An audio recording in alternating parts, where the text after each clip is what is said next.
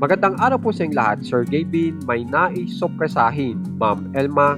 May binisita ngayon. Alamin po natin lahat yan dito sa ating video. Bali ito pong si Sir Gavin ay may bagong vlog kung saan ay nanupresa po siya ng isang kasamahan niya sa Camp Kapinpin. At ito po ay walang iba kundi si Kuya Cesar. Na ito pong si Kuya Cesar pala po ay dating tagabantay ng puntod ng ama ni Sir Gavin na kinuha na rin po nila bilang tagapagbantay sa Camp Kapinpin. At ito nga pong sasakyan na dinadrive ni Kuya Cesar ay ito pala yung ibibigay na sasakyan ni Sir Gavin na nung panahon po na binili ito ni Sir Gavin ay ang una niyang naisip ay si Kuya Cesar na.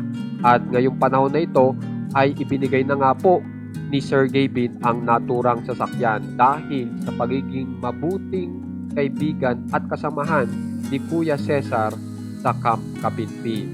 Samantala dito naman po tayo kay Ma'am Elma kung saan ay binisita po ang kilalang library sa Korea at ang pangalan po ay Starfield Suwon Library. So alamin po natin kung ano ba yan itong library na ito. Sinasabi po dito ay ang Starfield Library Suwon ay kilala rin sa Koreanong pangalan na Byeolmadang Library.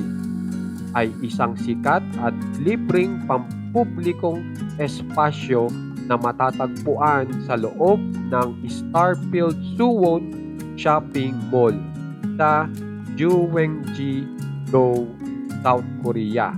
Ito ang ikalawa at mas malaking bersyon ng sikat na Starfield Library na nasa COEX Mall sa Seoul. So talagang kilalang kilala pala po itong library na ito na talagang nag-enjoy po si Ma'am Elma.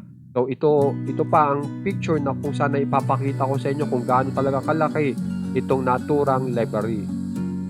Yan. So kung mapapansin nyo, napakalaki talaga. Punong-puno pa ng aklat. At napakaganda nga po dyan sa naturang lugar na yan dahil nasa mall pa. Kaya naman guys, kung gusto nyo pong ma-update sa nangyayari po kina Ma'am Elma at kina Sir Gavin, subscribe na po kayo sa ating channel na One Katawa. Maraming salamat po.